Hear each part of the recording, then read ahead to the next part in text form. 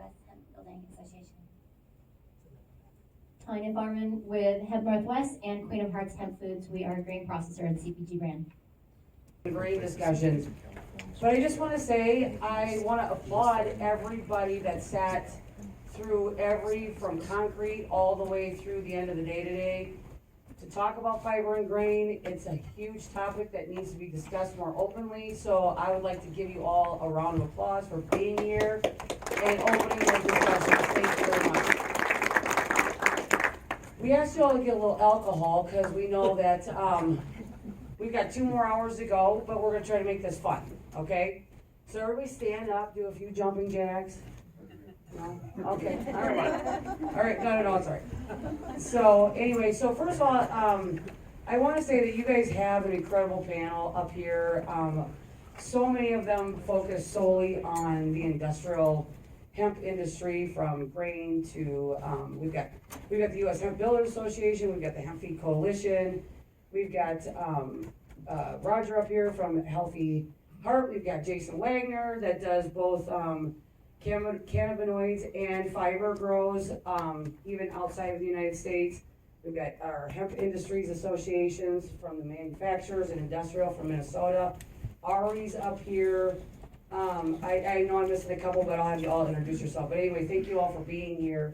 It's a really important topic that we are really excited to spend our 2020 season discussing. So one of the first things we want to ask is, I know you've been asked this in sessions today, but since there's some panelists up here that haven't spoken, can you tell us in the room who is growing currently for cannabinoids, fiber, or grain? Fiber, oh, I did that wrong. Fiber, okay, fiber. Sorry guys, fiber. We have 3, 4. Grain?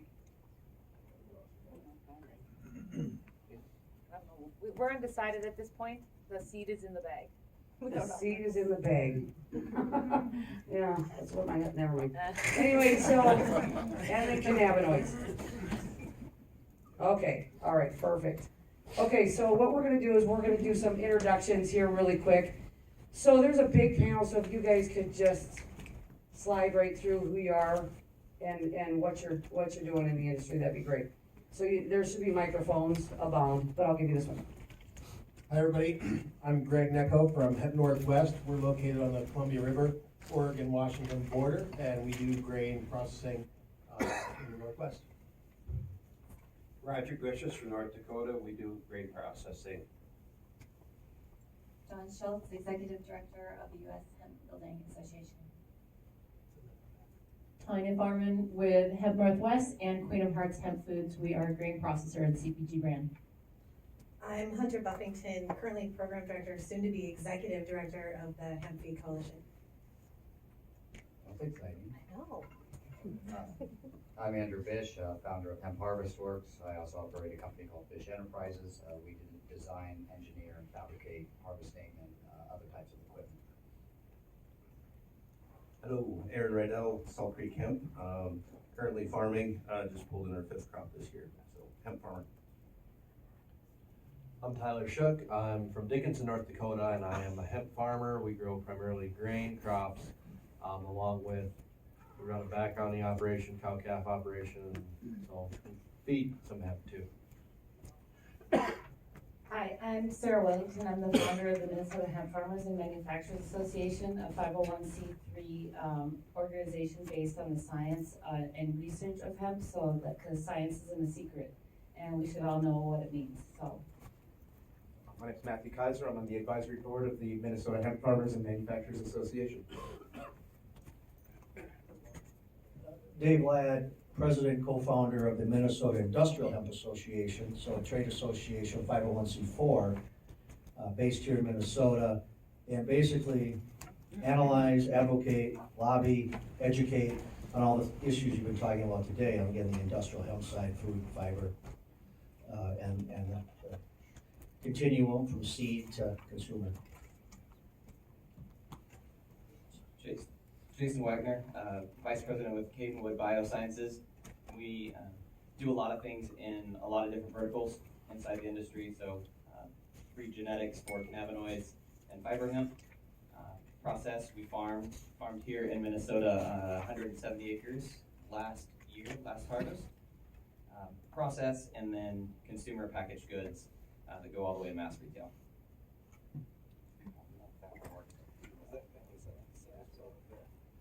Hello, can you hear? Roman Viscochil, I am from Michigan. I have RGG Farms LLC. I actually did the hempcrete demo this morning where we built a doghouse. So I'm involved in hempcrete and hempcrete construction. I'm also a member of the USHBA representing that. I'm also a hemp farmer. I'm also getting back into medical marijuana because there's a big void in that in Michigan. And here to just give you my advice in terms of the reality of the industry and not to pop anybody's bubble, but just be real and tell you what's happening, where it's going, where the curves are, and just be realistic. Thank you. Harold Stanislavski, I'm with the Agricultural Utilization Research Institute, Product Development. We work on new products and we try to get them commercialized. My name is Luke Terry, and I'm with Flexmont Solutions based in Denver, Colorado. We provide consulting and logistics, supply chain analysis, and we build infrastructure in the hemp and cannabis industries. We have projects in 5 countries, 3 continents, and really work from soil to final sale. Riley Gordon. I work with Harold for the Agriculture Utilization Research Institute as an engineer down in Waseca, their co-products lab.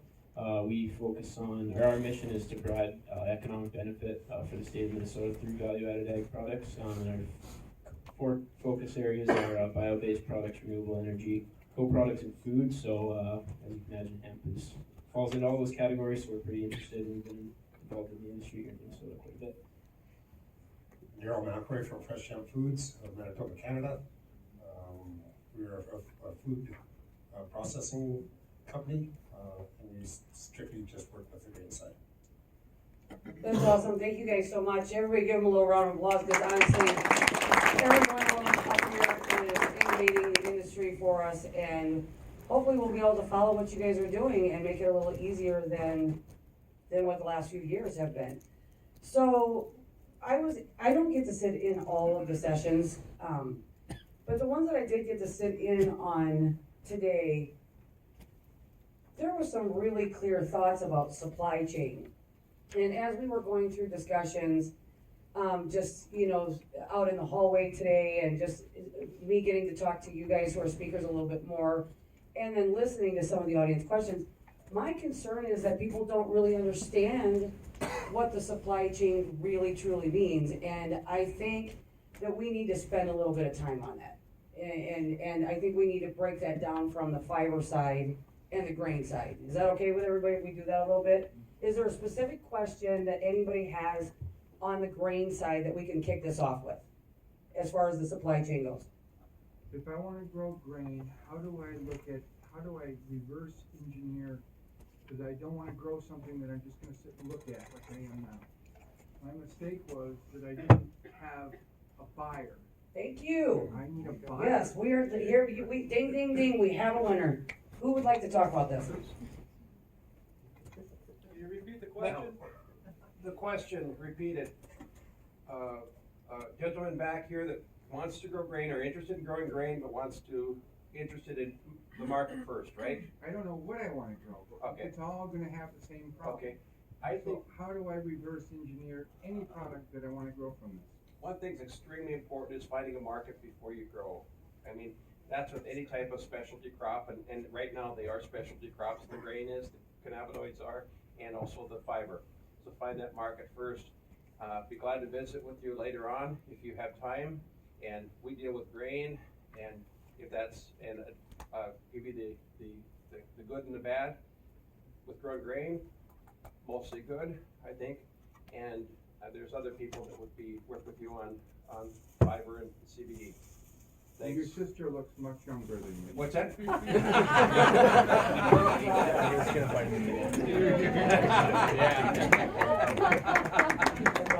Hey, by the way, Trey, first question, thanks for opening with that. Matt, definitely, I just wanted, because we're talking about grain, I'm going right back to you.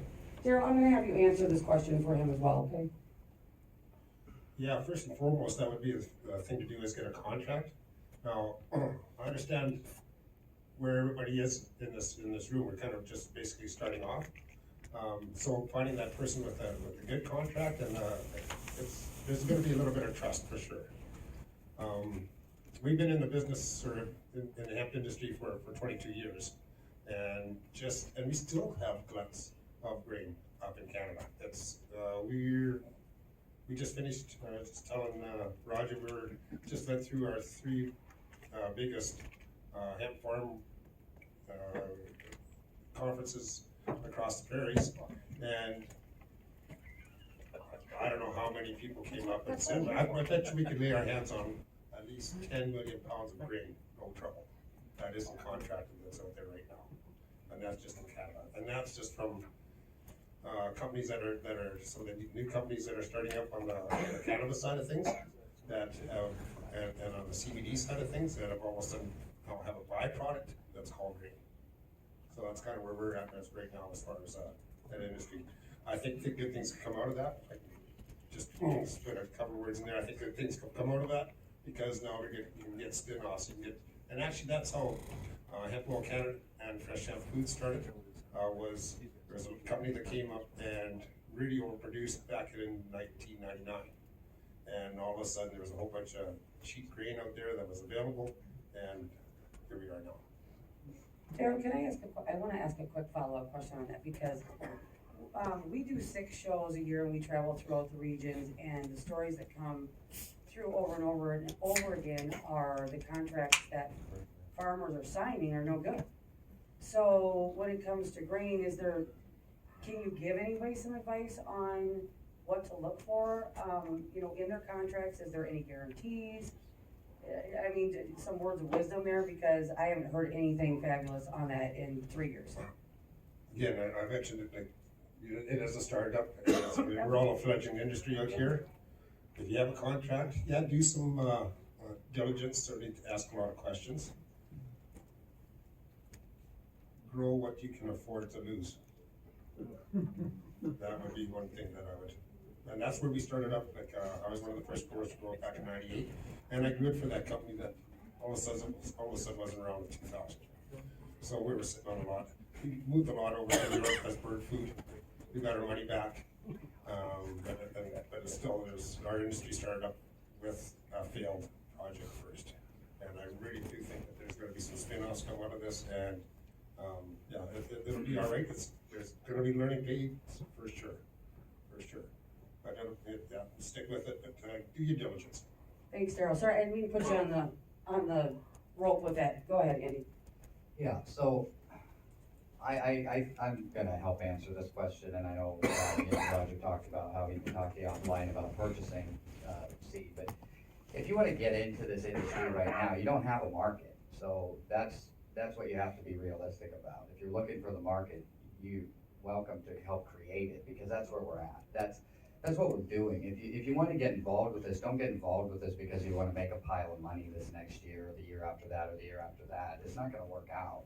It might work out, but that's probably not how it's going to go. So you got to consider the people that are here that are doing this are helping to create the market. If you want a place to sell it, we've got to find avenues for the end product to offload, whether that be fiber products or herd products or seed products, and the market isn't developed yet. So if you want to go somewhere with it, you better have a place to go with it, and you're probably not going to. And in terms of making contracts with people, there's, the people that you could make contracts with, almost every single one of them is in the room today. That's how few of them that there are. So the reality is there's not a huge market for this. And again, the gentleman at the end said plant what you can afford to lose. Look at what your storage plan is. If you want to help create this market, be able to sit on this crop for 3 years. You're gonna look at it for 3 years. I think that's the reality of it. But I think that's not a terrible place to be in if you want to help create a market. But if you get into it, expect to help create the market. Don't expect to have money being poured on you, and when it's not, be angry that there's not buyers out there. There's no buyers on day one, so don't expect there to be buyers on day 120. Andy, can you hand the microphone down to Matt really quick? I'm sorry, Matt, I skipped over you. Yeah, no worries. And then I'll bring it back down here. I want to just say too, coming from a grower's perspective, I don't have an MBA, and I can't expect, we can't expect everybody in this industry to be a professional in every little aspect of this industry. Learning about the food grade and all the, each industry has its own 3-letter acronym, and so it makes it a little difficult to communicate. And coming from a business standpoint, I was getting back to a lot of, there's free resources here in Minnesota, nationally for business mentorship, creating a business plan. You're, as any business owner or prospective business owner, you're going to want to form a business plan. You're going to want to do market research and find a buyer before you have this product that you just end up, looking at. The extraction industry and the contracts that were formed for extraction, a lot of those did fall through simply because we're still in the innovation phase, and people are experimenting in a business with other people's products, and so the capacity wasn't necessarily built up to support the amount of biomass that was being grown. But any smart, prospective farmer or business owner, you're going to want to sit down and form a business plan and do the financials. And if you're not an expert in that, it's a good place to go and search for somebody that does have that, so you're not looking at problems in the future. Okay, we're gonna take two more people down here. So I have represented a lot of farmers when I was the executive director for Kohaya, so I came to the Hemp Feed Coalition after those conversations. And the most successful farmers that I've seen have an end product in mind. The opportunity for vertical integration to actually have a market insertion where you know what the product is, it gives you not only a great opportunity to develop the business plan, but then you're not dependent on a very volatile market and processors who then actually control what the value is of your product. So if you really want to get into this game, think about it as a boutique industry. It is in fact still a boutique industry. This is a specialty crop. So if you have the resources to take it to that end product, you're taking some of the risk out of market insertion. Not everybody's going to have that, but think about your end product. What does this want to be when it grows up, and where do you want it to actually find its place in the market? And I think that'll help you to build the business plan. Think about how much money you can actually lose, because it's true, you got to have those things in mind, and most new businesses fail in the first 3 years. It's true. This is no different than any of those other industries that are emerging right now.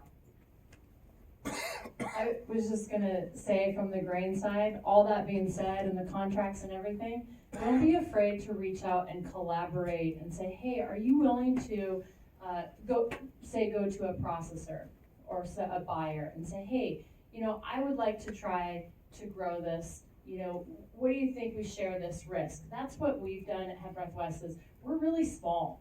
We're not anything close to, some of these large processors. But what we're learning is this plant, at least as a grain crop, really grows differently on different latitudes in different parts of the country. And then even in our own backyard, it grows very differently 5 miles apart.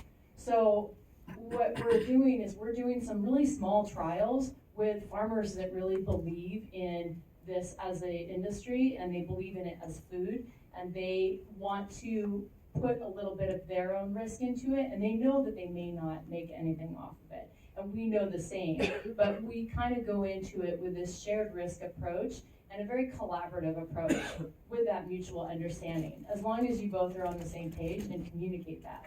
And we're in this for the long game, and so we know that down the road, there will be a return. We work with Oregon State University's Global Hemp Innovation Center, and we pour endless hours, donated hours into that, because we want to have a grain industry in the Pacific Northwest and across the United States. But it really is a collaborative effort, and there is shared risk involved. I'll speak just real quick from the other side, from a regulatory perspective, because we're experiencing this in the Northwest now, and when it comes to specifically empty contracts that you brought up, as this crop becomes more legitimate, states are starting to regulate it like other crops. And in our backyard in Washington, moving forward into 2020, in order to have a contract with a grower, you have to be licensed and bonded. And I know in a lot of grain, that's normal in the grain industry, but that's something to look for, and I don't know how it is in Minnesota and how things are regulated.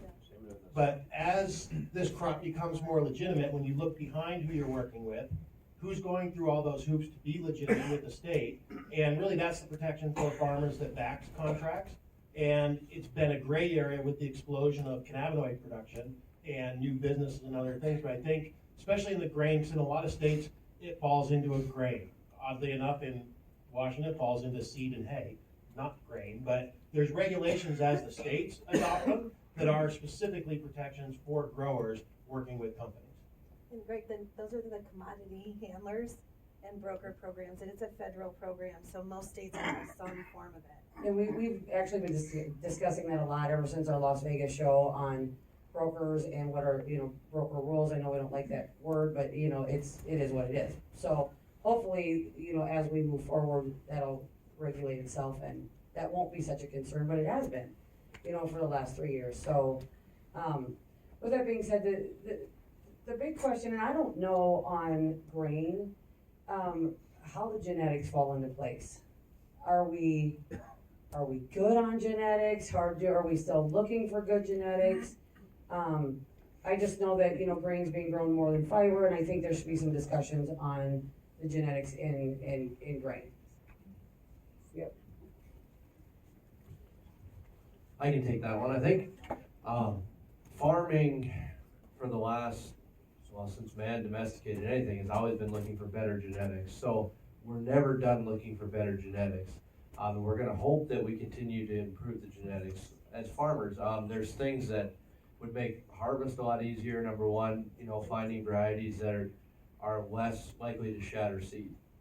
So that's a major issue that we deal with every year is, the amount of seed that the plant will destroy on the ground, especially as a grain producer. As we start getting research and we start getting some varieties that are better at that'll help a harvest a lot, I think. It'll help yields. The other thing we're gonna have to look at is, you guys are talking different latitudes, talking different areas. There's gonna be varieties that just kind of naturally pick themselves out as what works in a certain area. Same as it is for wheat, same as it is for corn, same as it is for, now, right now, what I think is the seed industry is fledgling and there's a lot of misinformation out there. I think there's a lot of people charging too much for seed or genetics that aren't as good, and that's an issue. It's an issue. The thing is that probably as this industry starts to evolve the way that I see it, and I come from, North Dakota is a non-corporate farming state. So I don't come from corporate farms, and there are no corporate farms in North Dakota, but there's still corporations that are involved in farming as far as selling fertilizer, chemicals, seed, and all of these things. And as this industry evolves, you're gonna have big players, if there's money in it, and there is money in the seed game right now for what, these producers are charging for seed, for you to get their seed and to grow it. And there's gonna be money enough that there's gonna be companies that emerge that will take care of those genetics. And then there might be some open source, or not open source, it's not software, I guess, but there are gonna be some public licensed, varieties as maybe Minnesota State or University of Minnesota and North Dakota State. Some of those kind of programs, maybe we'll be able to develop some seed that guys are gonna be able to use. That's another huge cost that we're gonna have to look at. But there's always gonna be, just like the corn industry, soybean industry, there's gonna be varieties that are better that people will pay money for. Right now, I don't know if there's a lot of work being done on that, but I think it's something that definitely needs to be done. Well, I guess that's the question I have, is because as a corn farmer, you go to your co-op, you say, I'm gonna grow up a feed, they give you the right seed, and off you go. And so how far away are we from that? Are we close, or does anybody want to take this question? We're nowhere close. We don't have a single certified genetic in really any states for. Well, in most states, so you call that, okay, you do what you do, but they're actually foreign genetics. Yeah, but I mean, the point is, you have to have certified varieties for all the states that are gonna grow it, to say that we are somewhere. So we really are, we're pre any certified variety, so everything is really a crapshoot at this point. The reason I like asking this question, unfortunately, I know the answer because I've been yelled at about it a lot. So I know the answer, but I don't think people realize how far away we are from this taking place. Daryl, do you have response to that? Yeah, you guys don't have a seed scheme down here, like we do up in Canada. Like we have actually 3 different, federal arms that are involved with varieties. That's the Canadian Seed Growers Association, that's Canadian Food Inspection Agency, and Health Canada. Yeah. And the Health Canada is one that's a real stickler on, what came out here, and actually I was at UC Davis when, the recommendations came out from the USDA on industrial hemp. And that morning, there wasn't very many happy people when they included THCA in the total THC. Because, well, that already put a lot of people on the back burners again. But traditionally, a lot of our varieties did come from Europe. And they were grown for a number of years in Canada. A lot of people don't know that, but there was a lot of trials going on in Canada back at that time, so that when it was legalized finally in 1998, we had varieties that we could work with. How long was that process? I don't mean how long was that going? It was a 5-year process. Okay. Yeah. Now going forward, yeah, we do certainly have lots of trials going on, and there are lots of varieties that are really close to just coming out. We were just talking about having a dual purpose monoecious variety that's nice and tall, no male plants, and it really gets grain in there. So, so a dual purpose that's, and we also are pretty close to coming out with industrial hemp variety that is, below that 0.3%, but still we've got 5-6% of CBD in it. And then when growing that in, we call it solid seeding rather than orchard style. Granted, there's a lot more biomass, but still, again, a dual purpose plant. Right, thank you. And George, or Roger, I'm gonna have you just comment on this really quick. Thank you, Melissa. I think there's just such little bit of research been done over the years, and there's going to be some tremendous varieties coming out. Look at the yields we're getting right now, and it's the very beginning stages of growing hemp in pretty much the world, really. I mean, as far as we're starting all over again from the back in the 20s, 30s, 40s. And private enterprise works quite well in the United States, I feel, and that might not all agree with me, but I think that there'll be many private companies that are interested in the breeding side, along with universities like Tyler mentioned earlier. To be honest, it would surprise me if there's companies even already working on GMO varieties. I know that's a bad thing, and almost everybody, if not everybody's against it here, but it's probably going to happen. I think if hemp is going to be the crop that we're all thinking it's going to be, there are companies going to be working on probably GMO varieties, and hopefully it doesn't happen. When I was down at UC Davis during that, it was for a pap breeding pedigree production seminar, and yeah, there was talk about, they call it gene editing. Okay, yes, yes. So when we talk about how long this is gonna take, it's 3 to 5 years if you're doing 1 year as a standard for looking at genetic variation. But in the interim final rules, the USDA was very clear that because of the variability of this plant, that they were not gonna support certified seed in this country. That plan, the IFR, is 2 years. So to give you a perspective of when we're actually gonna see true certified seed across the country, let that be your guide. They're not planning on doing any seed certification for at least 2 years. I'm gonna grab, oh, sorry, Aaron, go ahead. And I'm gonna grab the Minnesota. No, record. Go ahead. What? No, you go ahead. No, you go ahead. Don't make me kick your ass. And you would. I know. They all know it. So we're just playing in the pool right now. Any kind of a stabilized genetic usually has to go through 20 growth cycles. Colorado's been growing hemp for 5 years now, 6 years. That's probably, we get 1 crop a year. Yes, they're doing greenhouse grows, but we're literally just throwing stuff in the dirt and see what happens. It's really, it's kind of like Puerto Rico right now. Puerto Rico just came online, and all we're doing is sending seeds down there and throwing them in the ground to see what grows, what doesn't. I mean, at this point in the game, that's all you can do. European seeds have come over and done horrible in Colorado. We've had stuff go over 2% that was grown just fine in Italy, but doesn't over here. So it's gonna take a minute. It's gonna take a long while, and that's an area where the gentleman in the back was asking about what to grow. Well, that can be your end in the industry right there, is stabilizing and growing some good genetics and coming up. That's how young this industry actually is yet, is you could have your own seeds that you're providing to everybody. Now it's gonna take years, but it's the long-term play.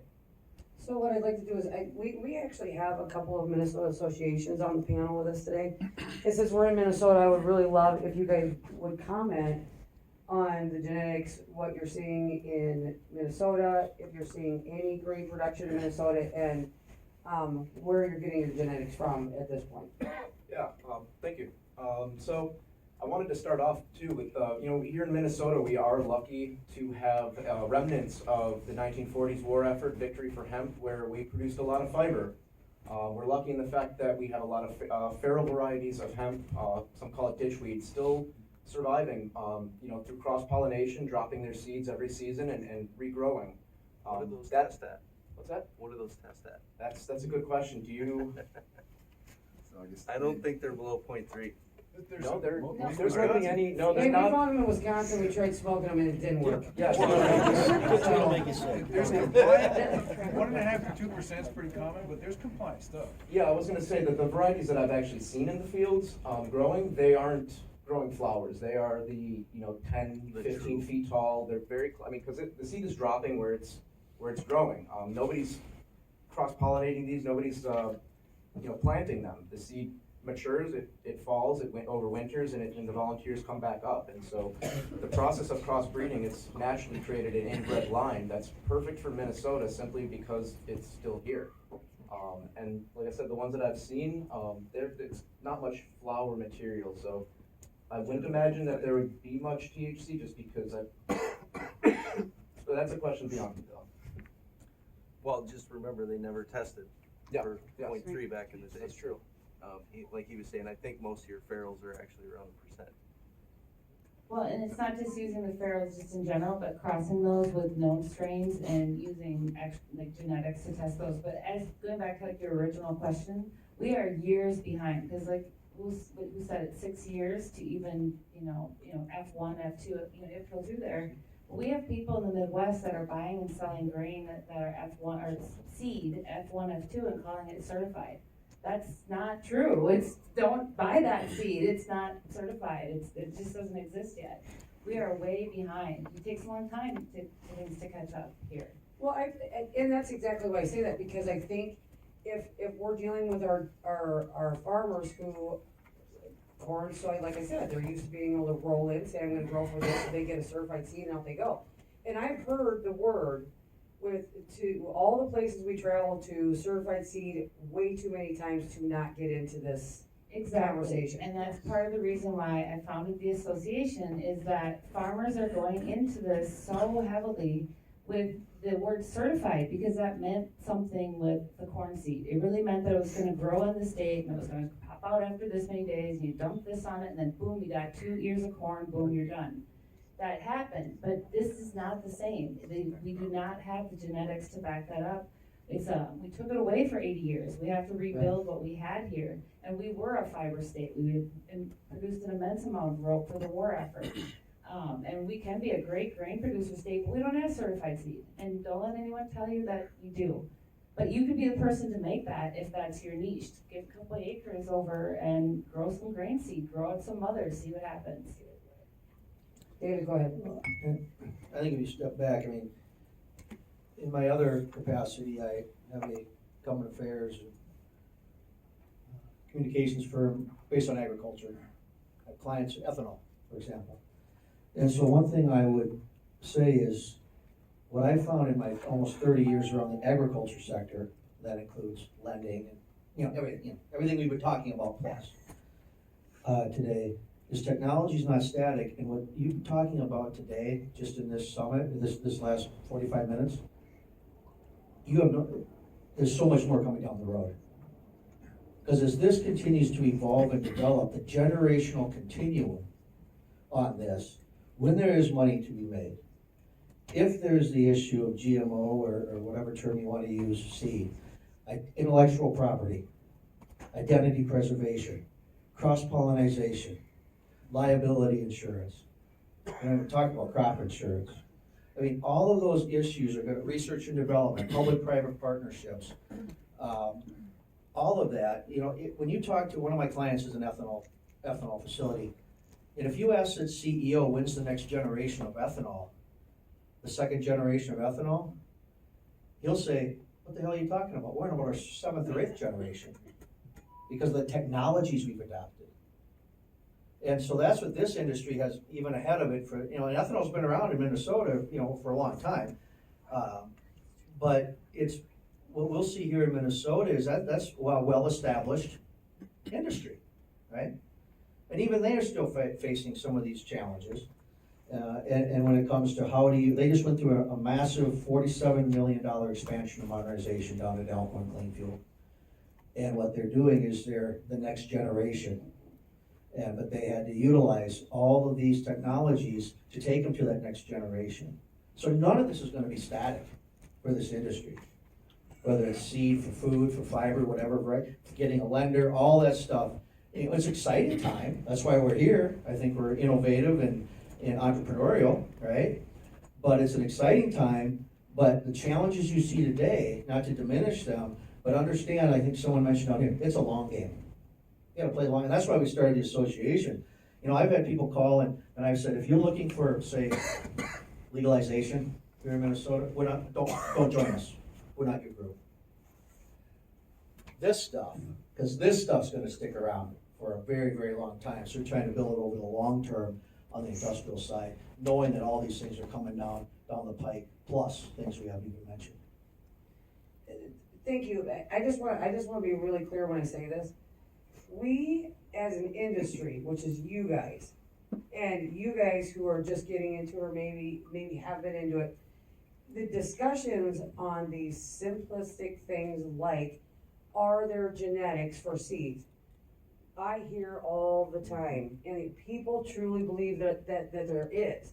And we have to roll through these conversations from the genetics to all the way through the supply chain, which I'm gonna let Luke and Jason talk about in just a little bit, but it's hard to, as we go from region to region, listening to farmers who truly believe they're right there.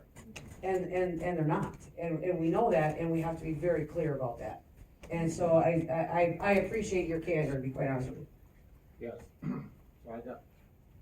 Well, I just got a comment on the seed. So I serve on the ASTA Hemp Committee, and we're working through my name is Tim Bradlett from Horizon Hemp Seeds, and we're a hemp seed company raising certified seed. We had certified seed grown in North Dakota this year, working through ASTA through the whole certification process. I was going to mention that there We are have that some in- certified for some things in Yeah. some areas, and I just wanted to say that was my caveat, and I missed that point, is that there are like the Canadian seeds that were well established, but you know, we're using a lot of, you know, yes, Canadian and European seeds. We don't have seeds that are coming from the Midwest that we are creating.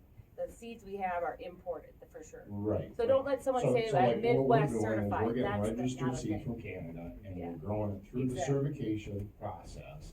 So that way we can work with every state, and every state is working through ASTA to make sure that the rules are set. And it's all being built and approved right now. So when you say certified by who? ASCA? Yeah, ASCA certification, and they Okay. do it through the state. So state of Minnesota, each state has their own organization that they follow, the same rules. Yeah. And that's what ASCA is trying to do, is set the rules so all 50 states follow the same guidelines. Good luck with that. Good luck with that, but and that's our goal. Yeah, we're you know, really I agree. making great progress. That's great to hear, Yeah. absolutely. I mean, I think it's awesome to hear. I mean, anybody who's willing to tackle the certification of seeds at whatever level, I think is good. To be clear, that's a grain genetic, right? Yeah, grain and fiber. Grain and fiber. Yep. Okay. Yes. So, I got a question, that's, if we're on a long trajectory to get certified, becoming organically Army certified follows that same path as a trailer. Yeah, I mean, I would say, I mean, I also used to work the farm credit system, and I met with my former CEO a couple weeks ago, or a couple days ago, and he has a thing called Farm Out Capital. We're talking about some industrial hemp and how they finance some of these things, but he said, we're looking for organics, for example. That's a 3-year. How do we bridge finance that on a loan, right? And I have a member of my board of directors. He has conventional acreage, he has organic acreage, but he already had made that transition. So yeah, there's a continuum there too. There's a bridge. And how are you gonna be able to finance that if you don't have 1,000 acres and you decide to do 100 of whatever? Because it's like when I worked for a couple of U.S. senators, you have casework in those offices, where every case is a little different. Every grower here is a different case. They have a different business plan, whatever it might be. So, but yeah, there's going to be some bridge time for those sorts of things. So I said, look at it for the long haul. Do it for the long haul. Thank you. Thank you. I just wanted to add, from our experience working at the University of Minnesota, if you're at the earlier forum that Clemens spoke at, we had experience in 2017 growing 12 different Canadian certified grain varieties. So that study was supported by the Minnesota Department of Agriculture, and as Clement mentioned at that session, you can get the results of that online at the MDA website. I think it's a little bit of a misunderstanding to say there's not quality certified seed available.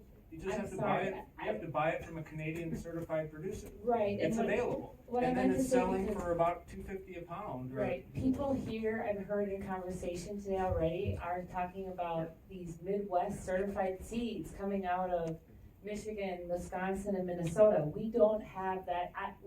Yes, there are for sure Canadian certified seeds, ayahuasca certified. I'm sorry, I misspoke on that. But what I'm saying is there's some people, and I don't want to call names out, but there's people that are saying things that there's Midwest certified seed. There just aren't. That they've grown it one time, certain varieties. Yeah, there are a few seed producers, both in Minnesota and North Dakota, that are licensed to produce certified seed on behalf of the Canadian. And I want to call those people out by name, but I don't want to throw mud. But I know that there's people in this room that have already been approached by people that aren't doing ethical things. So I just want to be there's careful certainly a what wild certified west means. of Canadian certified, of seed question genetics in CBD, and I think that concern is spilling over a little bit. I'm not saying there aren't bad actors selling grain seed, but there are good sources of grain seed. Well, but even if there's good sources, once you take it into environments that it didn't come from, it's no longer, it might have started as a certified variety, but once I take a certified Canadian variety into Nebraska, that's no longer a certified seed variety. So it started there, but that's no longer what it is, and that's what the challenge is there are some certified varieties out there, but they're very localized, and it's not something you can take to every climate condition. That's where the problem comes in. Not that there aren't certified. I can import certified varieties from Italy tomorrow, or Finland, or Holland, or China, but when we put them in the ground here, how they're going to grow is going to be different, and their certification value disappears. Well, Minnesota's less. I guess I'm sitting on this panel, and there's obviously a lot of disagreement just on this panel and in the room, but if you take a Buick and move it to China, it's still a Buick. Not true. Not true. If you take a Buick from Arizona and move it to Minnesota, you have a lot different Buick. It's full of rust, and there's a lot of different things happen to it because environment matters. She's got a point. I agree. Disagree. Well, there was a mic drop moment. I understand that if you wash it within 30 days, it doesn't affect your car at all. So what I think is, just to go to bat for the certified seed guys in the room, they can get licensed by the state of Minnesota, state of North Dakota. They can import a variety and they can grow it. And let's say they grow it in North Dakota for a year. Yeah, is it localized to that? Are you saying, is it 100% going to grow 100%? We don't know that. Yeah. But that's this is a young growing industry, so how are you can't prove that anywhere. I can buy a bag of seed corn from Iowa. The corn seed I seeded this year in North Dakota came from Illinois. It doesn't change that it grew just fine. So what I'm saying is the Canadian varieties they've been tested for 20 years, they work, and if they're importing CFX2 or what, I don't know what variety they're importing or what, everyone has. X59 I think is a great seed. I know a couple growers that grow it and it grows really well. I just don't think that it's applicable in all applications, just like Roman was saying this morning, that every little grow is gonna be a little different, and plants are gonna be different because fields are gonna be different. And I think it's not corn, we haven't GMO'd it that far yet. And if you wanna GMO it that far, we could, but I would prefer that we still have some variety both for grains and for the different environments that we live and grow in. Yeah, I mean, I've been all across the country and I've seen varieties. Let me give you an example. Colorado, I was out there a few years ago. They imported some Polish seed. Now this Polish seed is certified. They've been growing in Poland for a long time, but it's really pretty over there. It's 14 feet tall. This field was one of the most ridiculous fields I've ever seen in my life. At most, some of it was 7 feet tall, half of it was 3 feet tall. So you have a 50% fail rate on germination with this crop that over in Poland, that exact same seed did just fine. So to the point of taking a Buick around the country, it does change when it's a hemp seed. But it doesn't, sir. Well, that's not the experience I've seen with my iPhone. I think we could go on about genetics for like 20 hours, and unfortunately, you guys don't let me hold my conferences that long, so we're gonna have to go on. I mean, can I recap this? If I screw it up, let me know. We know that there's amazing research being done by the universities. We've worked with a lot of the universities. I know that Cornell has great studies, I know that the University of Minnesota has great studies, but the point, I think what we're trying to say is that if I'm a corn grower and I wanna go buy feed, and I know it's corn for feed, we're not at that point yet with any genetic, that's certified where it's 100%. I am not saying that we don't have some great seed guys in the room, because I know that we do.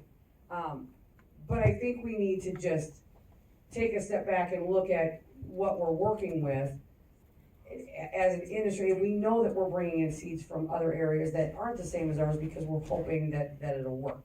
And a lot of times it doesn't, and I think that's really where our farmers are getting burned. So really this is about protecting our farmers and the integrity of the industry as a whole. And I don't know that there's a right answer in the room. And if anybody can disagree with me on that, you raise your hand, because I don't think there's a right answer. I don't think we know yet. Can I just make a comment or two? I got a right answer. Why doesn't everybody here just try different seeds and put on one singular website, which is fine? And that way we all don't have to try 10,000 seeds. We can learn from what everybody else tried. And that way we can find out how the Polish seed grows in Illinois without growing it. I'll talk to that a little bit too. You guys mentioned that we did some trials down in, right? And you harvested them all at 105 days, correct? Yeah. At 105? Yeah. Well, Fanola was way earlier. Yeah, it was So- not a good design for Fanola. Right. Half So of it that- had shattered and fallen on the ground. We don't even put Fanola, and Fanola is one of our varieties that actually it's the most popular variety in Canada, and that happens to be one that I look after. But anyhow, it's a great yielder, but it just didn't happen, just because of shallow and all the rest of that we talked about. We certainly are not gonna market that any further south than maybe mid-South Dakota, because it just does not work in Tennessee. Because it's different, well, it comes from Finland, it comes from a different latitude. We also have we're working right now with a new variety that's coming out of the United Kingdom, and that's out of York. And if you look on the map, that's way north. We were shocked at how fast it came in to maturity. In fact, it caught us off guard. A lot of it shelled out on the ground, and we're gonna have to go back to the drawing table on that one a little bit, but because it is way further north. On latitudes, there certainly are varieties that work in Colombia or whatever, or in China, that are grown like tall. And that is why I think the education piece is so important, is that it's the networking and the talking to your neighbor who's farming this, or the hemp farmer that farmed last year in your county, in your state. And where did they buy their seed? And talk to that seed seller, talk to 3 of their last customers. How do they feel about their seed? You know, if you were building a deck, you would ask for some references. Ask for some references, know your source, you know? I think those are really fair questions when you're investing. This is your business. And, you know, and Manitoba Hemp has been great. I've been in a couple of your talks.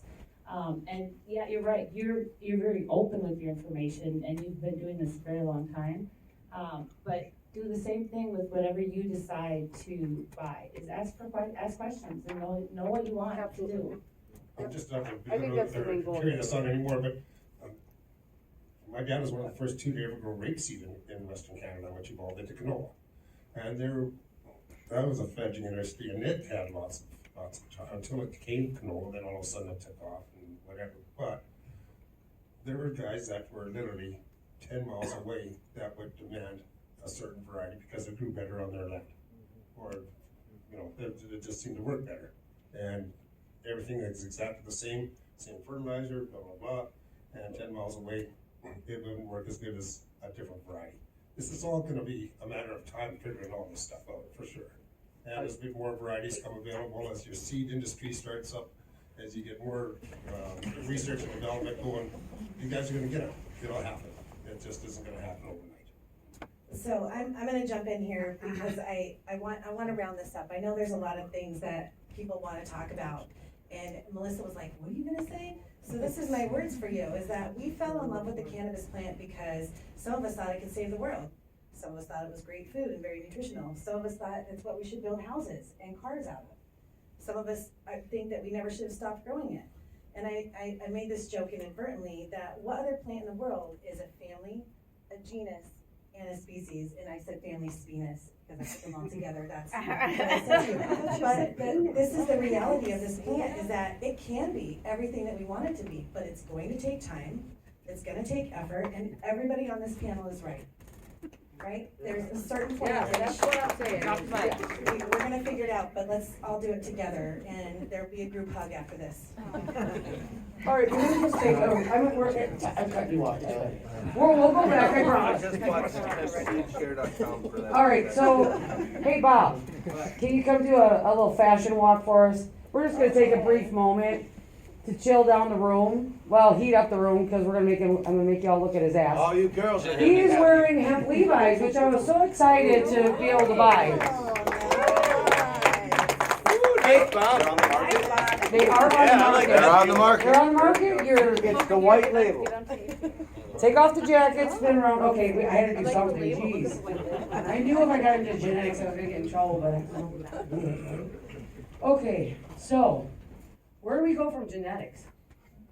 I think we need to talk about one of the big issues with when we're talking about growing for grain, and we gotta touch on fiber here too, but we're not gonna do that yet. Andy, can we talk about equipment, really fast? Because I think a big misconception with a lot of farmers is that they can just use the equipment that they have in the field for corn and roll through and harvest crops. Well, they may or may not be able to. I know, that's why we're asking you. Again, to me, this is where, for an equipment manufacturer, the genetics issue is a big problem, because you've got some hemp varieties that lend themselves to harvesting.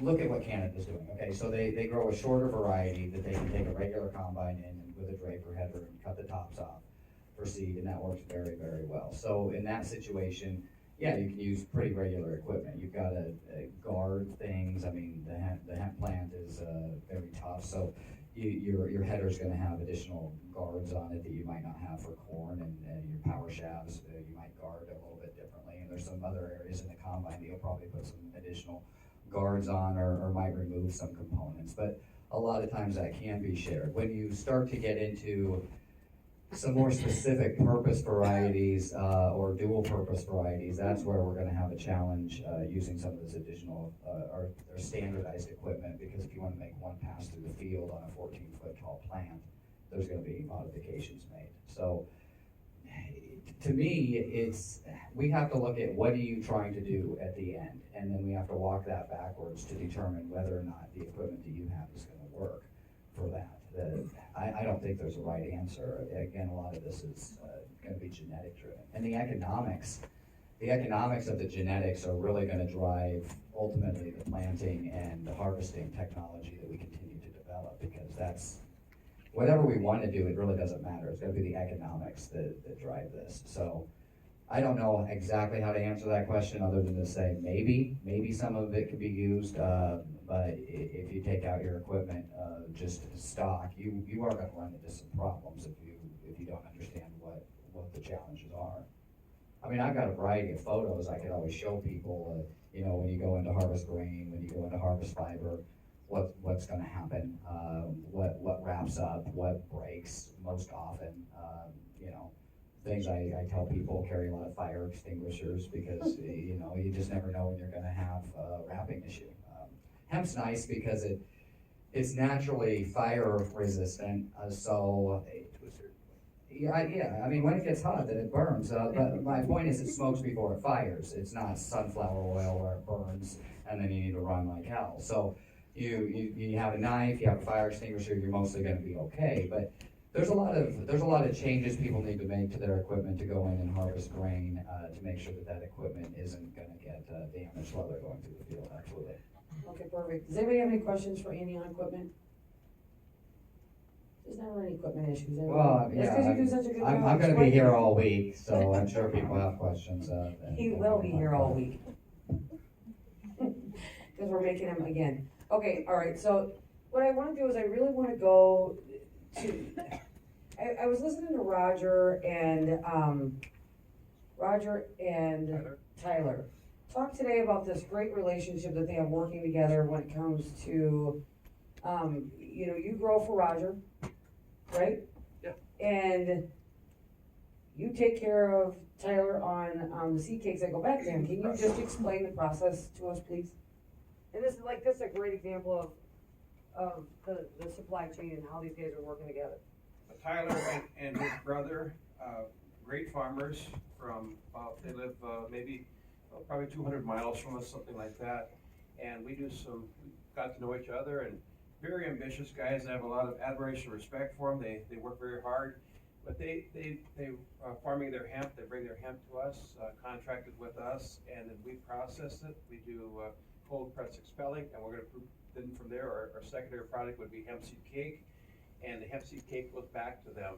They buy it back from us, and then they use it as a supplement to the cattle, and it works, I think, quite well. I will say that anyway. Maybe Tyler has some comments? I guess, I think, well, as far as the processor-grower relationship, I can't stress enough how important it is to find, everything we've talked about tonight is really, it's a lot of trust, and farming is a lot of trust. You have to trust who you're dealing with, and I think that you need to find a processor, seed salesman, whatever it is, equipment manufacturers. You gotta find people in the industry that you can trust to give you honest answers and honest feedback, and then they need to be able to trust that you're gonna come through on your end. And, so when Roger, and I've seen Roger, when we first started growing hemp, Roger was always at all the state meetings and, and started just kind of getting into processing, and he does a good job. He's got a good business, and he exports all over, and he's got a nice clean facility. He's good to work with. You call him, he answers, and those are the kind of people that I think we are lacking in this industry. We need more processors, and Roger will tell you that himself, which I think is really says a lot about his character. He cares about the industry more than he cares about his bottom line. And those are the kind of guys I want to do business with as a farmer. I want to do business with people who care about, the industry as a whole and making sure that it works versus I'm going to pad my pockets and I'm going to pull out tomorrow. Because I think there has been a lot of that in the hemp industry. So Roger, as far as how it works, I call Roger, I say, hey, I got this much in the bin. I had some stuff, we tried some other marketing avenues before. We had always been talking with Roger and visiting, but we didn't, do anything. And I was fortunate enough that Roger was like, yeah, I can use some, and we've worked out some deals. And the other side of it is they don't need the cake. There's not a lot of market, there's not a lot of, so if we can take it back and utilize it, then at that time we're paying them, we come up with a contract, in our contract it says, hey, we'll do this, you do this for me, I'll do this for you. and I think that's worked really good for us. So we feed it as a supplement instead of feeding other things that we would feed for a protein supplement, and it's worked really well. But I can't stress enough how important it is to have a relationship before you get into something. I just thought it was really interesting. You know, I got a question for that. How do you guys work out your storage arrangement, when you're dealing at the end of the season? What's that look like, and how are both of you storing your seed? Okay, so I guess on my side, we've just traditionally kept it until Roger's ready for it. And I guess in my area, that's pretty common because where we are in western North Dakota, there's not a lot of end users. I mean, there's 600,000 people in the whole state, and 350 of them live in Fargo, so. And how are you keeping it? So we keep it, we pull it off the field, yeah, we keep it in agreement. When we pull it off the field, we dry it. We start drying it that same day, then we screen it to take off any foreign material, well, not all the foreign material, we kind of roughly screen it, pull off what we can for dockage, which is something that's obviously gonna have contaminants in it, and also holds a lot of moisture. Pull all that off, then we keep it on air to get it down to moisture levels. This year we struggled with that a little bit, which was kind of an issue. I mean, we got down, 10, 11%, and not dry enough for the cake to really be stable. So Roger was good enough to work, and that's a part of building a relationship. I've delivered enough grain to him, it's tested out, I think we've been good. So, and I said, I'll take the cake back. So it's not his it's not his issue with, because he can't market the cake. But if he can market it to me, then we can work a relationship. I bring the cake back, so what I do is I'll haul him a load. When he's done crushing it, I'll haul him another load. And we farm, larger scale than just a tote at a time. It's bring a semi-load in. Yeah, and then we'll take all the cake back that came out of what he pressed. It's less than a week old usually at that point. We'll take it back, we just pile it on the ground and then feed it. So that basically the storage arrangement is we keep it until he's ready. And sometimes, I think in this industry, as demand, peaks and wanes, you're gonna have to, it's not like just hauling corn, I need some money today to buy Christmas presents for the kids, I gotta haul corn to the elevator, It's not like that. You need to wait until, supply and demand catches up. Awesome. And I just, this is the first time I heard this, the synergy that goes on between you and Tyler, and I was like, I don't understand why, if you guys have such a great system in place, why is so many people struggling? And I get that there's not enough necessarily. I just thought it was awesome. So I definitely want to give the microphone to Jason and Luke for a little bit, and I want you to kind of finish off some of the supply chain discussions that I know that I'm missing. And you could start on the grain side. I don't know if you feel more comfortable, if you do. But I just, we've talked about genetics, we've talked about, market, who's buying it. We've talked about storage, harvesting. What am I missing here in the supply chain? So one thing I think I'm really interested in, and Flexible on Solutions as a company, is how do we track data? And so our company came from the marijuana side, and on the medical and recreational cannabis side, there's a tremendous amount of data tracking. The plants are actually tracked, each individual plant is tracked with an RFID tag or a barcode, a QR code that you can read on your smartphone. And this allows companies to track their inventory very, very carefully, track for contaminants. If there's a contamination issue, it's really easy to issue a recall. You can isolate the problem to a particular batch number, or even to a particular plant, to a particular grow room, or if you're growing outdoors, to a particular plot on your acreage. So from a supply chain perspective, one of the most important things that we can do as an industry is to really adopt really stringent and really efficient data tracking protocols. And so we're working with a couple software companies out there. There are quite a variety of them out there. One of the big buzzwords in this sector is the blockchain. So this is a big fancy word. Really, it's just an encrypted database that's just been distributed. It's stored on my computer, it's stored on your computer, and 100 other computers out there.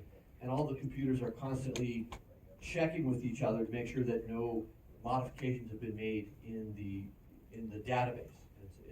The database is encrypted. And so what that means is then when a grower sends their material to a lab, whether they're growing seed or fiber or cannabinoids, it can all work the same way. The material needs to be tested for a lab. That lab test establishes the product's value. And then that lab test is uploaded by the lab into this database so that we can really verify its value, and there can be no chicanery, there's no smoke and mirrors, you know, that lab test came from that particular batch number, and the data really has this immutable quality to it. And then as the product is tracked throughout the supply chain, at each step, as the product is modified, at each step in the supply chain, that process is tracked and that data is added to that database. So as the industry grows, this data is going to become very, very important. And I'll give you an example of that. It's on the cannabinoid side, we know that the presence of terpenes and other cannabinoids contributes to this entourage effect.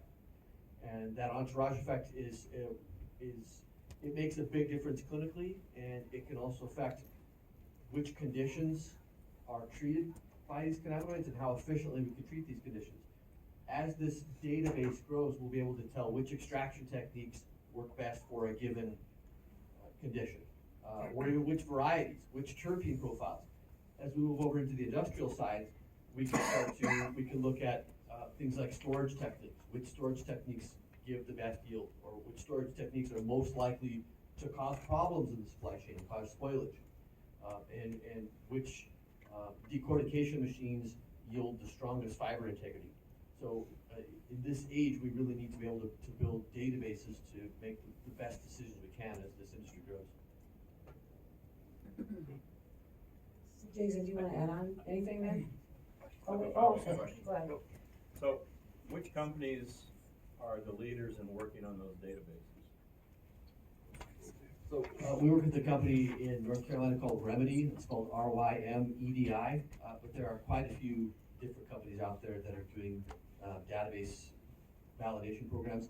This particular company is interesting because they came from the automotive industry and also have some significant projects in the pharmaceutical industry.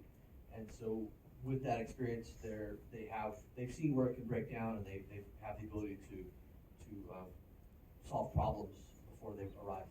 So are you doing custom programming for them, or what's your relationship? So we're using their off-the-shelf software and finding ways to integrate that into the supply chain to track information. And my particular interest with it is on the clinical side, how clinicians can utilize cannabinoids for particular conditions, how we can track data. Essentially, it makes the process of doing a clinical trial a lot cheaper and easier, and allows you to use much larger sample sizes in the clinical trial. Are you connecting that with the metric system then? That's the intention, right? Is to actually track it all the way from, well, at this point, we're really starting with the lab tests from post-extraction materials, and then tracking that all the way through to the patient's experience. With blockchain. Yeah, and blockchain is a fancy word, but it's really just a database right there. So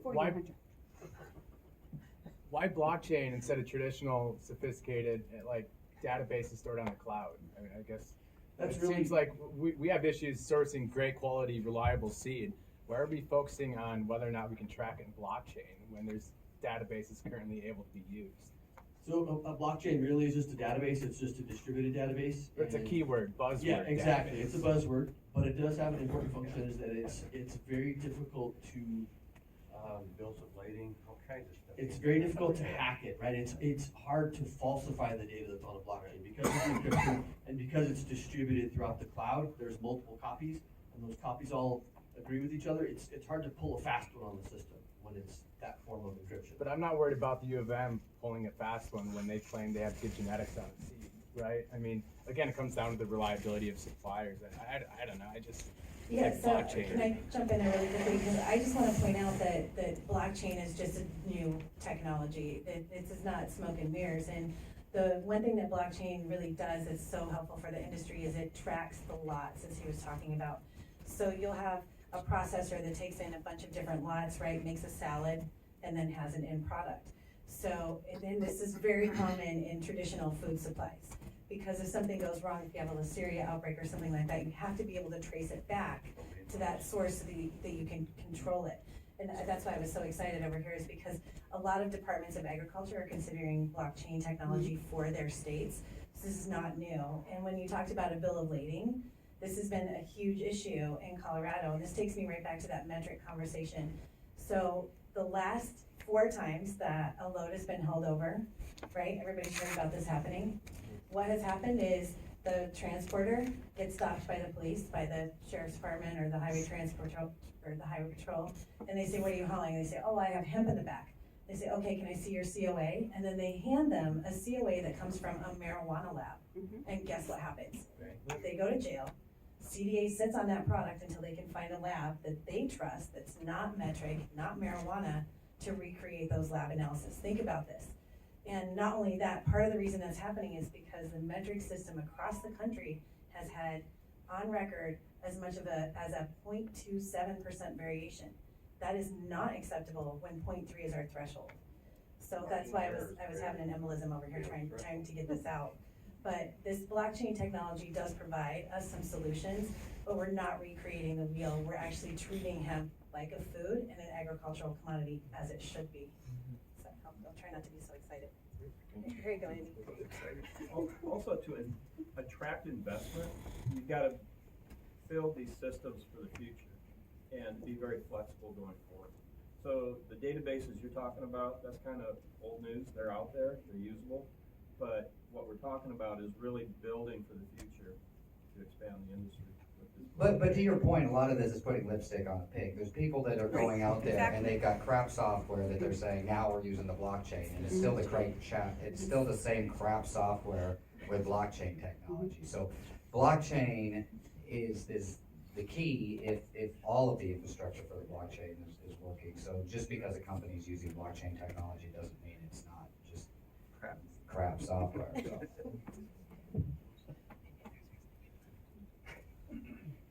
So, well, Melissa, a lot of the, you and I talk a lot about this stuff, and at length, so I'll try not to wander too much in my comments, but it is a very, very broad topic.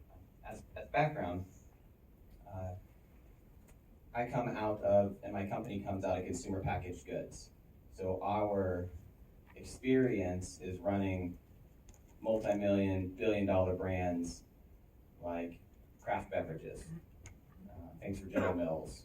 That's where we come from. And so when we entered into the space, it was, we were able to take a differential look at it and start with the consumer in mind and then build a backwardly integrated supply chain back to the genetic. We did it somewhat out of fear because we couldn't trust people we were talking to, and we got ripped off enough times that it was ultimately just cheaper to build it. But in doing that, we learned a lot about where the gaps are. And I think in our conversations, my take on where the industry is that at this conference, we have a lot of folks who are coming in who have a particular piece of a supply chain, and you are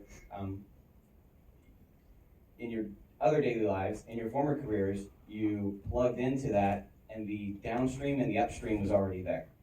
So you understood who to call to get the question answered, or which hardware store to go to buy that particular tool to do that thing. There was a place for you to do it. And in an industry that is being built, those things don't exist. And when they don't exist, we fail, and then we don't understand why, or we're frustrated with it, and we can't adequately explain as to why we fail, and then confusion circles. And so that's what we talk about a lot, is that if you don't understand either the upstream or the downstream and really devote yourself to understanding the upstream and the downstream, you are destined not to be as successful as you otherwise would be.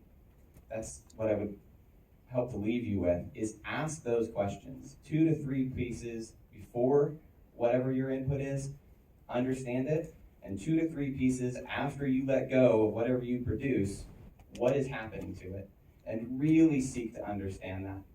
Now, blockchain can help so that someone doesn't manipulate the data to lie to you, but if they lie in the stuff that they put into the blockchain system, it doesn't matter anyway. So what I would encourage you to do is some just good old-fashioned private investigation on the people you're working with. Ask them to run a background check. We do that with anyone we work with. The first thing you're going to get from me is an NDA and something that says, you authorize me to do a background check on you. And if it comes up that I wouldn't, lease you an apartment for $1,000, I'm not gonna sign $1 million contract with you, right? Like, these are very, very basic things that we do that help us put this supply chain together that allows our business to operate smoothly. And all the tools that we use, the stuff everyone out here can do. So ask for the paperwork. Don't let someone send you a photocopy of a piece of paper. That's clearly not the original, right? I need to see the original on the certification, on the registration, on the license. If you say you bought seed from this person before you farmed, but the COA is a different name than on the invoice for the seed is a different name that's on the license, something's clearly amiss, right? So if that's the case, can I see the contracts that put all those things together? These are all things that you should just have some spidey sense and build those things. That's your blockchain, is you've seen it all. You think that way. If you can't actually connect it and just draw a line from here all the way to here with the appropriate paperwork and then call these people, right? So if you get a COA and it's from, I don't know, pre-labs, call pre-labs and say, is this a real COA? The number's right here. Call them. Encore, Tenacor, any of the hundreds that you might get something from. All of these things you can verify yourself, and I would encourage you to do that. I would encourage you to verify everything and ask more. And if someone doesn't want to give you information on where it came from or where it's going, don't do business with them. And if they give you bad information or falsified information, don't do business with them. And it's weird that I have to say that. I see you giggling. It's weird that I have to say, like, well, if someone lies to you, then don't do business with them. A lot of the stories that we hear about, you knew they were crooked when you went into the deal with them, right? So just be cognizant of that. And outside of the data, I agree with you 100%. Outside of the data, Melissa, I think that's the number one issue with the supply chain is A, we don't take the time to invest in what it's going to take, where it came from, and B, we don't take the time to verify the stuff that's been given to us. And that we could get halfway there if we just all did that. One of the most important things, coming from my perspective and my background being in the craft beverage industry, which everybody's sick of hearing me say, but the fact of the matter is that if you cannot track your ingredients, where it's coming from, and somebody is sick, what do you think that does to the industry? Because everybody automatically wants to blame it on the hemp industry.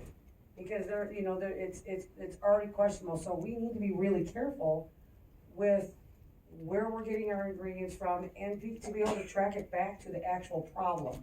If you get E. coli from lettuce in Walmart, they can tell you 2 hours where it came from. Isn't that really what we need to do and secure the future of the hemp industry with that? I don't think those are hard steps. I think those are simple steps. It's not a do we need to do, it's not negotiable. Right, it will be forced upon. Yeah. There's not, the companies that will win with that type of stuff are the companies that are already doing it. Right. Once the market's developed, it's just gonna get folded in, right? So whichever software Luke is working with, the company, they clearly do this for someone else, for another big industry. They're just gonna bring that in. And so our opportunities are to develop little pieces of that and then grow into the bigger industry, because that's where it will come from. There's nothing unique. This is the part of the presentation, inevitably, every panel where I become unpopular. There's nothing unique about the hemp industry as it pertains to business at all. So if you're a farmer, you really should understand that if you're a farmer, it will be a farmed commodity.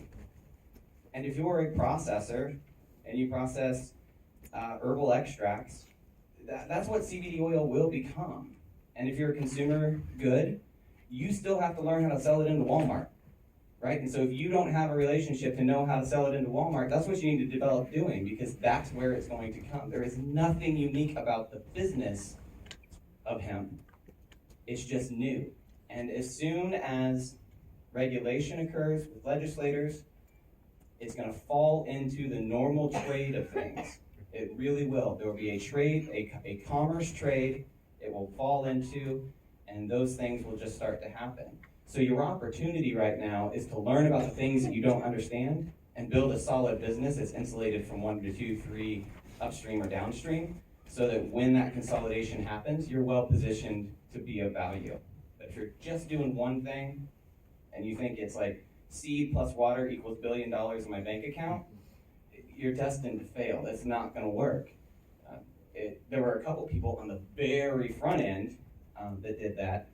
They were billionaires maybe for a couple years, but now they're all going to jail for all the lawsuits and all the people they just ripped off last year. So good luck to them. But that's not what it's going to be. This is a business, and it's just like any other business you've ever been in.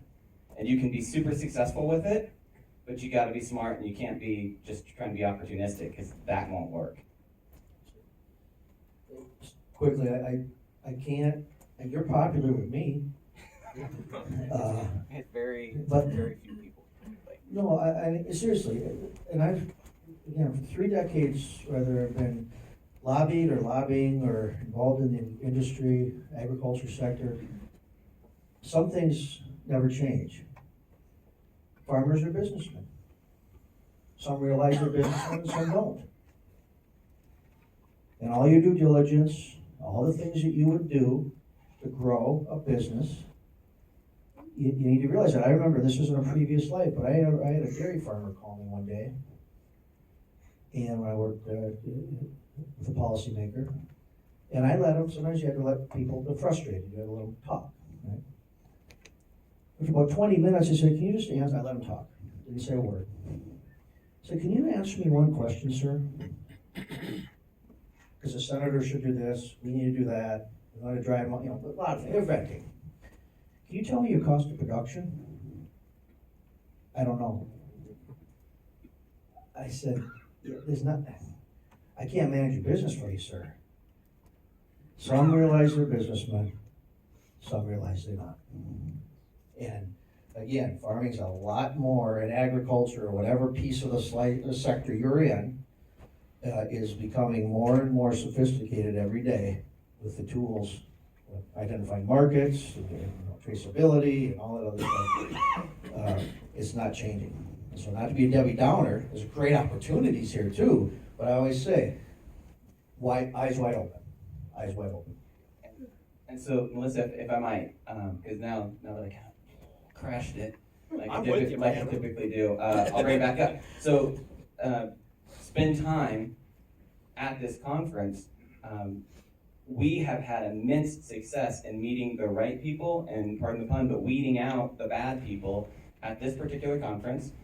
So Melissa from Vegas, and working with now the guys in California that we're farming with, we met at this conference, right? So there's opportunity here, and there's big opportunity when you meet the right partners and you truly start to develop some symbiotic relationships, like with the gentleman down here. So you want to do that, but do it with some realism and pragmatism, and don't chase the green rush, but really think about it, and find the right partners.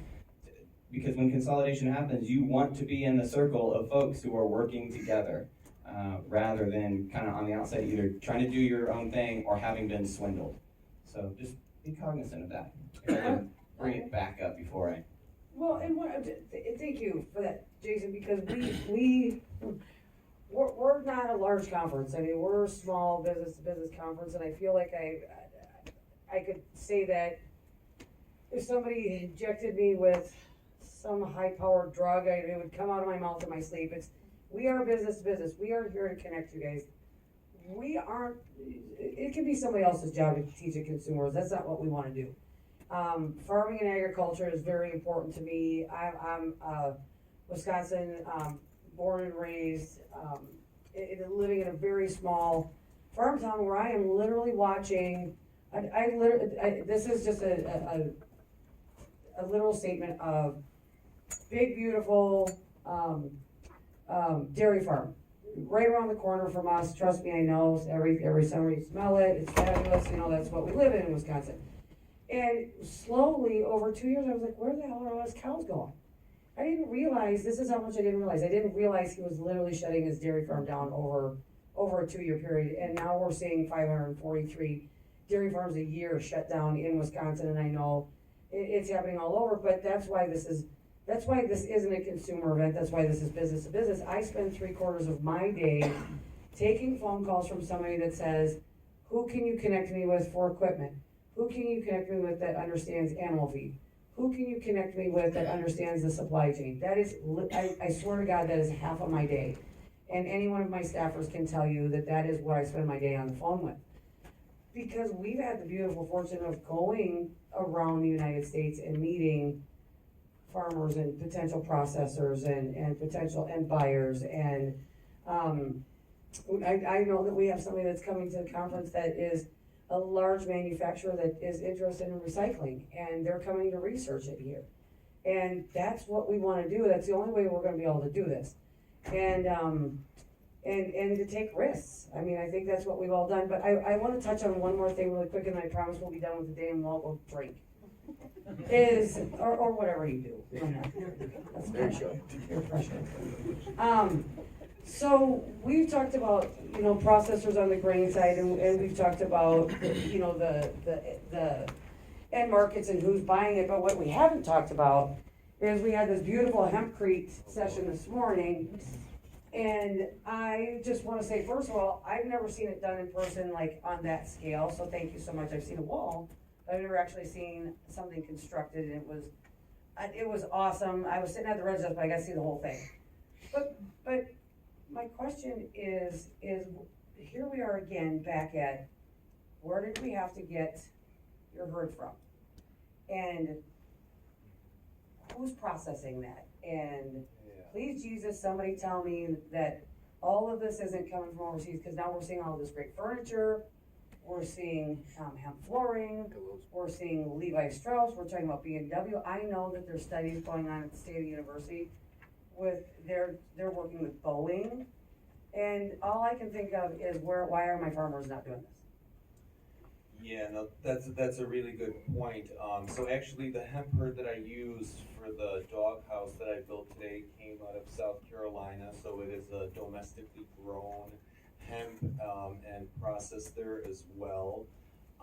2019, people do things on a micro scale, and there is a micro decording machine out there called the Herd Master. But if you look at, the efficiency of it and how long you have to operate that machine to still build, a 700 square foot house, you'll probably be running that for 3 weeks straight. And the other thing is, again, in terms of genetics and variety, you have to grow the right type of hemp if you're growing for herd or fiber. Everybody, there are uses for the stalks of CBD plants, but they're not the right kind for herd and fiber. That's the other problem is, I had a meeting last year in 2019 with one of the big box stores like the Lowe's and Menards, and it was actually the guy who ran the brick program for the entire company. And first of all, we don't have the production facilities in place, and we don't have enough of the right amount of hemp being grown to supply those, facilities that are built. You're not going to spend $10 million on a facility, and then you have 2 days of hemp sitting there to use the facility, and then you lay everybody off. So that's really the important thing, and both sides are kind of waiting for each other, and that's really, like in terms of hemp, I call it CBD hemp or like ag hemp or industrial hemp. There's a huge distinction. And when you look at they say there's 50,000 uses for the hemp plant. Getting high is one, that's THC. Now we got CBD, all the cannabis oils, that's 2. So now there's 49,998 other uses of hemp. And I hate to burst your bubble, but those people that are afraid of pollen, all of those varieties involve pollen. So pollen is our friend. You're not going to have a grain crop if you don't have male plants. Oh, you said pollen. Oh, where's the pollen police when we need them? I think that's something that you have to realize. A lot of, as of like 2 years ago, most of the herd that was being used in this country, yes, it's being imported from Europe, mostly from Holland. Luckily, the stuff I have today did come from the U.S. and it's U.S. hemp herd. There are other uses for CBD, grind it up, make wood pellets out of it, feed your, pellet stove, grind it up and use it for petroleum remediation when there's an oil spill or a chemical spill in water. You throw it on the water, it soaks up the contaminant, and then you scoop up the hemp herd, and your water's clean if you want to find uses for it. But again, for construction purposes, there's this very specific type of hemp that you need to grow for that, and then we need the decording plants. And we don't need a couple. We need 5 or 10 in every state, because when you look at hemp, this type of a commodity, transportation really cuts into the costs. And if you're transporting hemp over 300 or 400 or 500 miles, it's basically losing its value because the cost of transportation outweighs any kind of profit that you're going to have in it. And that's the beautiful thing about the sustainability of this plant, is because it can create those local, independent, sustainable economies. And the bottom line is economies. I mean, we're all in this to make money, and it can create jobs. It's one of the most non-discriminating things and plants that we have on this planet. It doesn't care if you're a man or a woman or rich or poor. It's there for you to use it, and it can provide you with everything that you need. You preach it, Roman. Yeah. Sorry. I'm done. Amen, brother. Hey, before we move on, Quick question, but go ahead. No, you go. No, the quick question I had was, again, Jason and I maybe were separated at birth, because I'm gonna bring it down a little bit.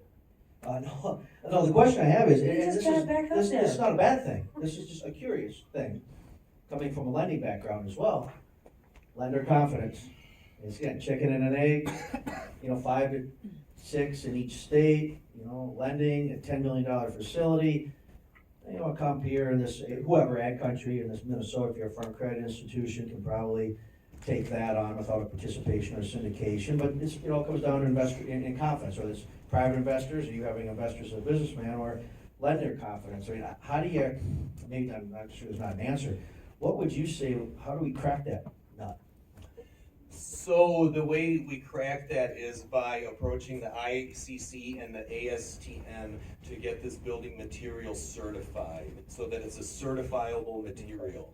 That's how you do it, and that's when you'll be able to, get your loan. So you build a hempcrete home. Who's going to insure it? Unless it's certified by the ICC and the AST. I see this coming down the pipe within a year or two. There are people and groups working on that. And that's the biggie. But then again, the big thing is, are we gonna have enough hemp to supply that production? Like, let's say Menards, they wanna do hemp blocks. Well, they're gonna want it in every store in every state. Right. So. So I just want to jump in and talk about the regulatory situation that we have in this country. And I don't know anybody in this room who's not absolutely enamored with the incredible efficiency of our legislature, right? So one of the biggest barriers is that there's no protection right now for lending institutions. And that includes insurance as well. That's all wrapped up into the same thing. How many of you guys have banks that want to lend you money for your cannabis business? Right? Oh, well, actually, we're gonna talk, but there is legislation, but it was started by the House, and Mitch McConnell said, I'm not gonna do anything that was started in the House. That's the environment that we're in right now. And until we get some of the actual the regulatory oversight to protect those financial institutions, it doesn't even matter, unfortunately, if ASTM comes online. So the big factor here is that, who your legislators need to hear from? You guys. They need to know that this has to be taken care of, and that it's not just a bunch of potheads that are trying to get high. I mean, and again, I have people ask me all the time, if I feed hemp to my cows, it's gonna make them high. This is still the world that we live in. And our legislators at the Capitol, even if they can't figure out how to share, they're just as ignorant over what this industry actually looks like and the kind of problems that we're experiencing right now. So talk to your legislators, and again, this is why we're a baby, new emerging industry. We have to fix all these holes that were created over 88 years of prohibition. But again, it's not new. I mean, let me give you two crops that I personally watch nobody finance. Grapes, because guess how long it takes to get a grape that actually you can make something out of? 3 years. So you go to your bank and say, so I'm gonna take the vine, and in 3 years you'll get your money back. And there's no payments in the meantime. The banks don't like that. And then we watch it again in house. But I'm saying again, it's not a new scenario. We just have to figure out what needs to happen. So can we please just maybe open a book to how they finance some grapes, and let's see what they did there, and maybe take a little something from there. But I this is the last thing I'm gonna say. We have not got to talk about the decortication project that AURI is working on. I know you did in your talk a little bit, but I heard some discussion earlier today about a processing facility needing to be 100 miles away, or it doesn't make it worth it for the farmer to ship it, for you to process it, and for it to go back out. Can we talk a little bit about that? Yeah, you know, it's been interesting listening. It's kind of fun not to talk so much. It's fun to listen. But you know, folks, you have to start just business with a feasibility study first. You have to understand some of the basics of the business and take your time and do a feasibility. And if the feasibility turns out correct, it should tell you whether you got a go or no-go decision to do a business plan and then go through it. That's pretty basic, but it's true. And in Minnesota here, up till about 6 months ago, the state of Minnesota would pay 50% through the Department of Ag to help you do a feasibility study. That was pretty cool. It's down to 25% now. But if you're in Minnesota and you want to do a feasibility study on anything related to hemp, the state will pay 25% of the cost. Now, there's a procedure and there's got to go through some stuff, but nonetheless. And then if you're successful with that, the state of Minnesota has a value-added producer grant that'll help pay 25% of the equipment. So let's say you did need a decorticator to do something, or you did need a color sorter in your cleaning plant, or whatever. You can get 25% of that paid for, up to $150,000. These are tools because the state does believe in the hemp industry. It really does. And we've been phenomenal here in the state. So I'd like to talk about the value chain, blockchain, supply chains, all this, but what about the value chain? And you've got to understand what the end user wants. What the end user wants. And in the biocomposite business, like the hemp wood product I showed you, they're still learning what that end user really is going to want. Because I don't know all the particulars about how it works in so many different applications that they'll have to learn. Resins, you know, the resin markets, they want hemp resin, sure. And we got to understand how to do it and what competitive price we're going to need to be at. That's part of that business plan. The carpet feeder. Just read an article the other day that there's a big company out in Georgia, and by God, they want to use more hemp in their carpets. We got to figure out what kind of Pacific grade they want. So our labs that we have in AURI at Waseca, in which Riley's partially runs, you know, we can characterize the type of fiber that we're going to grow from the people at the university, so that we can see if that dog will hunt with that carpet roll, or that carpet person. Then we can go on to food, you know, the food products and beer products. We work with all of those. You know, you got to start looking at hemp as an ingredient. And hemp doesn't have to stand alone. Hemp has a PDCA score, you know, of somewhat a lot less than 1, okay? So if we can take hemp protein and combine it with another protein and get a score that's higher, and now it's higher than omega with what you had by itself, you created a new product, a new innovation. But we got to be sure that that's what the end user wants. There's so many things, and this is what we do at AURI. Then we have to look at the shelf life. If we change the structure of it, how long is it going to last in the shelf? So we got to do that. And then, you know, on beers, Riley, we're gonna have a beer pretty soon. But, you know, there too. I mean, there are so many things that we can do within the beverage side with this that is gonna be phenomenal. So I'll just turn it over to Riley just to make a couple comments on our decorticator. It will help the state of Minnesota move forward with this fiber investigation and characterization. Yeah, thanks, Harold. So just quickly, I'm all of a sudden the guy standing between the tired people and the bar, but so just quickly on our decorticator, sum it up again. So it actually came from the Czech Republic originally. It was operated at the Composites Innovation Center in Winnipeg for 10 years. They've used it very successfully. It's been a great piece of equipment for them, doing a lot of research on retting and being able to produce different materials for end uses, mainly in biocomposites. And there's also a connection that we've made in Quebec to Dr. Denis Rowe has been using it for 10, 15 years very successfully as well. So we have these contacts, talk about doing our due diligence. That's kind of what we did before we bought this thing. So we're pretty confident that it's going to do a pretty good job here. But we're going to be able to produce, like we're not in production. I just want to make sure that's understood that this is research scale, likely 40 to 50 pounds an hour. But something we'll have to look at once we start processing. But the main goal of this is to look at, and there's the projects that have been talked about so far with it, looking at how retting affects the processing and different varieties, how they're processed and how that differs in the end quality of that fiber. What's the difference between retting and rotting? Where's that stage where that turns over? We don't know. This is kind of that lost art that we're trying to relearn. So we're excited to kind of dig down into that and start looking into that, and then also producing small quantities of fiber and hurd for different businesses here in Minnesota to be playing into their existing products and looking at new product development. And that's really our bread and butter at AURI, is to help with that product development. That's what we're proud of. So that's what we're excited about. And there's been a number of companies contact us so far, but we're excited to innovate here with this one-of-a-kind,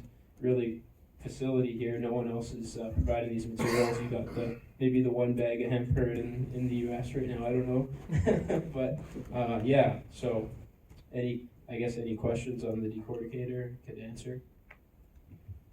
Can I comment on decortication?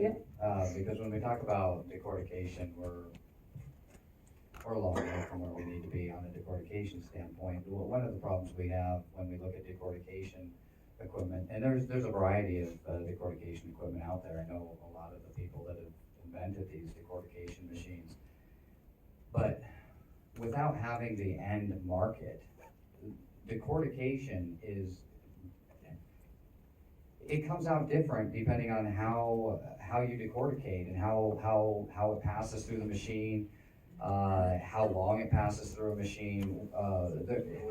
When you look at decortication, there's not one ring to rule them all. I guess you really have to understand what you want as an end result, whether you're looking for a high grade fiber for clothing grade fiber. That's going to be a lot more decortication passes. So when you talk about throughput's relative to the end product that you're going to put out there on decortication. So I've seen a lot of $2 million decortication systems that work both great and horrible at the same time, depending on what your output is and what your output needs are. So when we talk about decortication, it sounds simple, it sounds great, but you really have to look at what the exact output needs you have are and how you're going to achieve those. And there's not one machine out there that produces decorticated fiber and hurd in every single way that you might want it.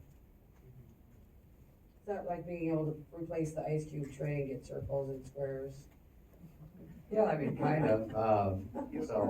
But really bad analogy, but throughput. I mean, again, throughput's relative. If let's say this gentleman, you can run how many pounds an hour?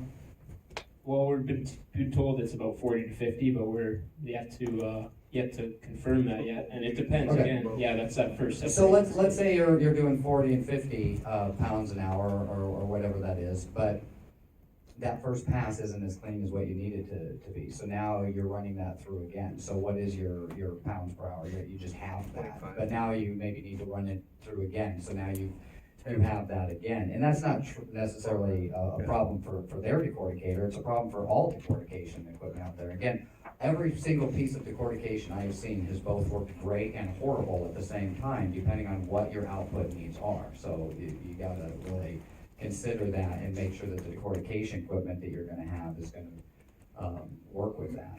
And then when we talk about decortication, you know, feeding a decorticator is a whole problem on its own, and people have not standardized how they're delivering their stocks to the decorticating machine. And I can tell you right now that if you want to do that, and you're planning on growing for a fiber crop, you need to make sure that those stocks are 2 feet or less, and 2 feet on the long end, as long as you can get to there, because otherwise your decortication machines are going to really have a lot of problems processing that stock material. You're also going to have problems with a baler. You're going to have problems with a bale breaker.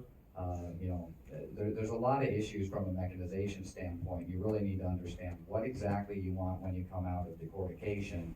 And if you don't know exactly what you want, I promise you're going to be disappointed with every single system you buy, no matter whether you pour $200,000 into it or $2 million. It's going to be a disappointment if you do not work through exactly what you want that to come out looking like. Are there different techniques of decortication? I mean, Yes, there's. Are you simply talking about output, or are you talking about how much herd needs to come out versus how much is result Well, there's multiple ways to decorticate. There's different theories on how to do that. But ultimately, when you're somebody that's buying fiber is going to want fiber to be cleaned to a certain percentage, making sure that there's a certain percentage of herd, probably close to 0. And then if you're a herd buyer, you don't want to buy herd that's got 30% fiber in it. So, you know, looking at, again, what is your output, and making sure that your machine's delivering on those desired results. Are those machines adjustable at all? Well, yeah, because the manufacturer made them, but you gotta work, again, when you're gonna get it, and, yeah, we're still building this industry. You gotta work with whoever you're gonna buy a decorticator from, plan on working with them. Don't plan on suing them when it doesn't work out exactly the way that you want to. I mean, that's some advice I would give everybody. Again, plan on being somewhat disappointed, but if you work with the manufacturer, you work with a professional organization, they're gonna work through these bottlenecks with you. Just, you know, don't run and sue everybody because the decortication isn't working exactly the way that you want it to. Yeah, so just those comments are all great, and the reason we're doing this is going to be great to do at small scale, and that we have a good relationship with the manufacturer of this machine, is to kind of look at what we're going to be able to produce and start talking to people with that are going to be the end users and saying, okay, is this kind of going to meet your specs here, or what is this? And the individual in Quebec has done a number of modifications to his equipment to tailor to different end markets, so he's got an idea kind of what auxiliary equipment can be added there to further clean. Decortication, yeah, just the first separation step, and then you gotta hackle, you gotta scotch, all these traditional processes, cleaning, degumming potentially, for cotton markets, reducing the staple length. There's a lot to think about there, and this is something that, it's gonna be a lot of effort to kind of figure out, but, yeah, there's just not a lot of people doing it, so, that's what I'll say. Thanks, Riley. And we appreciate what you guys at AURI are doing, and Bish with the decortication systems that I know you work with, but. Okay, guys, are we done? Oh, no, Robbie wants to. I saw the movie Fargo, and was that a decortification machine that they shoved the body? Oh my God, I know what you're talking about. Wood chipper. Wood chipper.